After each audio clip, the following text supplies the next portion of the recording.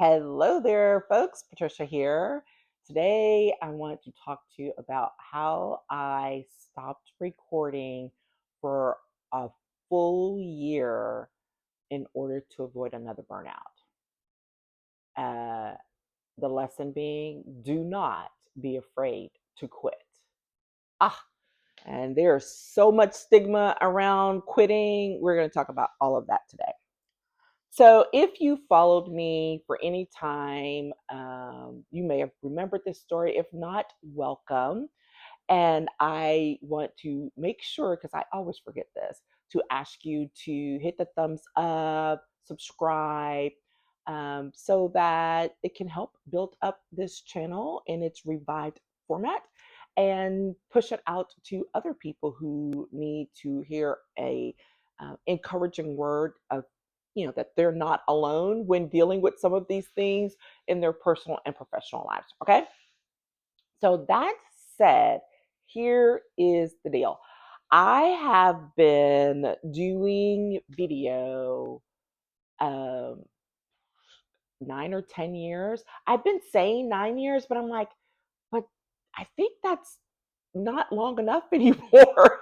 I have to go back to when I did the first ones, and they were pretty horrid. I mean, anything that people say about the first videos being really bad, they're really bad. And when I started mine, I was wanting to get more visible in my work as I was shifting from doing lobbying and legislative work and some consulting to more one-on-one coaching, advising. I still do the consulting piece and whatever, but wanting to connect some of the dots more in a different way that supported my years and years of speaking, of public speaking that I'd done at conferences and professional associations, all of that. So I have no problem speaking. That was never the issue. It was all about, though, getting on camera and just talking to a camera was just like, that's weird. It's like, that is weird. So I literally created a 30-day consistency challenge that was for me that I then like put out to folks. If you would like to have that, I'm happy to share the link to it because it is a product that's still available. But the 30-day consistency challenge, it's how I started it. And where my goal was to show up on camera every day for 30 days, and it was just a challenge to myself. I wasn't doing it with anyone. This was just me trying to make a commitment to be consistent and to do something I was greatly uncomfortable with at the beginning, which is hilarious to me because now I'm like, okay, where's the camera? I can do this. Um, and so that's how I started. And it's really funny. I've gone back and looked at some of those videos, uh, and I find them and I'm just like, oh my gosh, because I would do one, in the dark late at night because I needed to get it in before midnight. Like I was being that serious with myself. So some of them really were bad. But as things progressed, it just got better and I got more comfortable. It was really about me becoming more comfortable doing the work. And then once I did and recognized, I'm like, all that talking I do for these associations or for my job and whatever, like, again, I have no problem with public speaking. It was just the whole camera aspect. Once I got over that, I was like, you cannot stop me. And so there I was doing conversations. I started my coffee time career chat. I think that's what I'm thinking about, the 9 years ago, but I'd really been doing camera video work for longer than that. But when I started my coffee time career chat, it was to be able to come on regularly to talk about career issues as they affect women in particular, from leadership development to personal and professional development to your networking relationships and how you build them. That's really at the core of the work that I've done. just all of those things wrapped up. And so I started off doing it once per week. And then I had a Facebook group that is no longer active, but I had a but you can still find it out there. But I had a Facebook group, and I would do things inside that group because it was part of some, work that I was trying to build up. And so I would do things inside of it as well. I think some of that content got lost with all the changes at Facebook and Meta. So aggravating, but that's a different conversation. So that said, I just kept going. And then somewhere in there, I don't remember how long, I was like, you really need to do just a networking one, because I realized I was combining full blown career development conversations with the networking ones. And it was just too much, right? There weren't enough weeks, in the month to do that. So then I added a second one. And so on Mondays were career development conversations, and on Wednesdays it's networking Wednesday. It's still networking Wednesday, but that's when I would do my conversations, and experiences and tips and strategies, whatever, solely on building professional relationships. And all that content is still available in the Coffee Time Career Chat, library, vault, whatever you want to call it.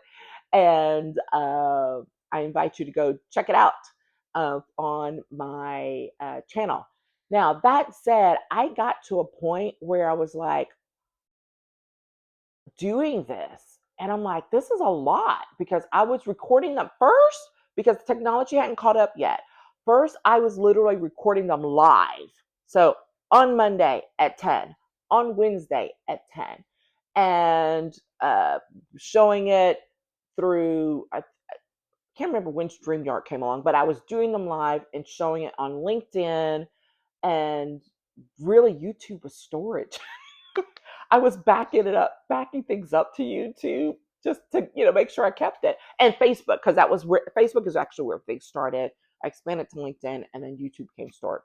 Then the technology caught up where I could do those shows, and they could be promoted live, streamed live. And so that's when I was starting to do that. They still weren't being utilized on Instagram, where I was doing a lot of work, but the videos and things weren't showing up there because they weren't compatible back at that time, right? The formats weren't compatible. And so there I was, knocking them out. Then I got to a point, I'm like, okay, I'm a little tired. So what if I start, now that technology has caught up a little bit, what if I start batching? So I would batch the work. And I'm taking you through all of this to see how you can get to burnout pretty quickly. I started batching, so I would do as many videos as I could at one time on whatever topic, and I was always very specific. I'd have a topic, I'd break it out into like 4 things that could be like 3 or 4 videos, and then I would, speak to each one of those. Anywhere from 20 to 35 minutes. It just minute. I started shortening them as time went on, but those initial videos were pretty lengthy. And so then I started batching. And so I was doing 2 batches, a month, in order to get to those 2 videos per week, one for career development, one for networking and relationship building. And I keep doing that. And I'm still doing collaborative things as well, right? So I'm creating these other series where I'm talking with other small business women about their relationship building and what they did. Like, those were just off the cuff whenever I, decide. And I was doing those pretty regularly at one point. And then I backed off them and decided to start doing them with more in depth, with just, a couple of people where we do a few videos. So again, that's just adding on to all of the other stuff I was already doing.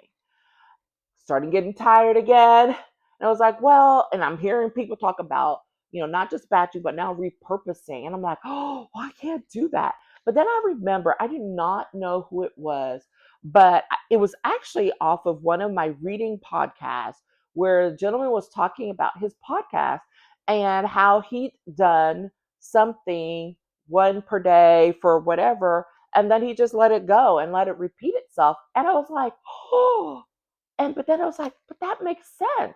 And he's like, the content is still good. And then so I talk about, we watch reruns on TV all the time. And then also the conversation of, hey, guess what?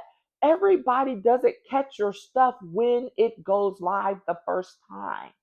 So as I started getting out of my head on so many of these things and learning more, that's when I would give myself breaks at the holidays. So I started giving myself a break at the holiday time, Thanksgiving, the Christmas, mainly Christmas month of December, I'd give myself a break and would repurpose some videos then. Then I started repurposing videos during the summer times to give myself a break. And then, of course, if something came up during the year, an illness or whatever, I would. Because, mind you, if I got sick during one of those initial years, whatever, I was still doing those videos. I was going to pull it out one way or the other. So that's how we get to what would have been 2024 when I was like, I have got to do something different because I am tired. And I had to own that. And took a lot for me to own it. And 2024 was a really difficult year, with both good and not so good things. I had, a close business friend to pass away that was totally unexpected. Both of my kids graduated that year, one from college, one from high school. We were moving kids and people across the country. Like 2024 was rough. And that was not knowing 2025 was going to get rougher. So I was like, I've got to take a break. So how can I do this? And that's when I was like, well, what if I took the repurposing to the max? What if I sat down and did what that author described in their that they did with their podcast? And what if I took whatever content I currently have and repurposed it for the entire calendar year and see how far I can get? And I was like, I kind of like that idea. And so that's what I did. And that allowed me, and I got through 11 of the 12 months. The 12th month is not because I was lacking more content. It was because I just got tired and didn't feel like posting anymore. I'm like, well, I'm normally taking December off anyways. So that was it. And I know for a fact there's a whole slew of other content I never utilized because it was much more something that's going to be built up into a course. So when I looked at this, I was like, oh my gosh. And that allowed me to take that year and number one, take a break. I was still doing some video, but I was not doing it to that extent. I was just doing it pop up, very spontaneous, you know, uh, just to keep things fresh. But those things were scheduled Mondays and Wednesdays, 10 a.m. for that entire year. And when I came up for air from that, I was like, oh my gosh, like that's truly when I realized how burnt out I was, like on the verge uh, for that work because I did not realize it was taking that much out of me. And so that's when I made the decision I've got to do something different. I wanted to do something different because I was like, I don't know if this is sustainable or if I want it to be sustainable. This is a great time to evaluate what it is I want to do next and how I want to do it. And I've talked a little bit about that when I talked about how I relaunched the video work specifically through the YouTube channel as opposed through the live shows that I was doing before.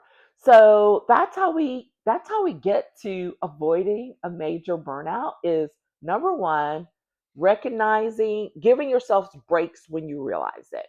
Because you may not realize you're headed on that burnout trail, but you're like, I need a little break. That's when I started doing little mini repurposes or listening and studying what other people are kind of doing or talking about.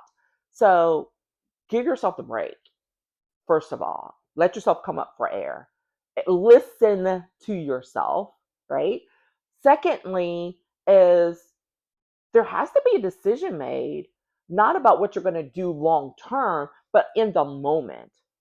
Like, what is it that I want to do, and how do I, how would I like for that to happen, or what would I like the outcome to be? It doesn't have to stay there. Like, you can be flexible with that, but there does need to be the decision made of, I need to do something different. Like, I've been giving myself a little break, but I recognize now I need to do something different, and I need to do something different like now. And now can be anything from 3 to 6 months. When you're talking about your career, if you're a business, it can literally be today, tomorrow, right? And then third, you've got to take action on that. You've got to say, it may be tough, it may be challenging, but I have got to do something different. And here is just like a quick sketch of what that might be. Again, flexible does not have to be a permanent solution, but it's something to give you more breathing room. And then when you do that, take the time that you need to actually work through what it is you want to do next and how. Don't try and rush it because someone's telling you, oh, well, you know what? You really need to go do this, or you really need to go get this job, or you need to go do all those things. Yes, we all have things that we need to do because of life. And a lot of the need that we ignore big time is what we need emotionally, spiritually, professionally, physically. Because I was already dealing with so many things that they were taking a toll on my health, and I had to give time to breathe to actually address that. And at the time, like, the health things were happening, right? It wasn't that I didn't know. I didn't know how much giving myself the capacity to address that would help to speed up that process, right? So you got to listen to yourself. You got to listen to yourself, bottom line. And if you're in the midst of burnout right now, like, DM me. I am happy to provide support. We could talk about what support looks like for you, or what things, options, and strategies you can utilize to do so. Maybe we can work together, maybe not. But you got to do something. Like, it's not something that gets to be ignored, because at some point, your body literally will tell you, we're done. Just go ask anyone who has experienced burnout. Just go ask them. It always shows up in very real physical ways. And by that time, it's too late. And so, when I say to avoid another burnout, I'd already experienced burnout from my previous career. Again, not recognizing it at the time until afterwards. So, I speak from what I know, not from what I'm guessing. And I encourage you to take the empowered step and actually take care of you first for a change. It'll be well worth the effort. And you can do it. There are people and resources to support you in doing so. It may seem a little scary and a little rebellious, and it's all of those things, and it's wonderful. Okay? Hope this has been helpful to someone. I'd love to get your comments, questions. Hit me up in the comments below. If you need some more support, DM me, and let's see what we can get going, what resources I can direct you towards, or if it's something that, we can work together on. But you got to be prepared to do the work. Okay? All right. That's it for now. Be empowered. Celebrate who you are in all the ways, and we will catch you in the next video. Bye.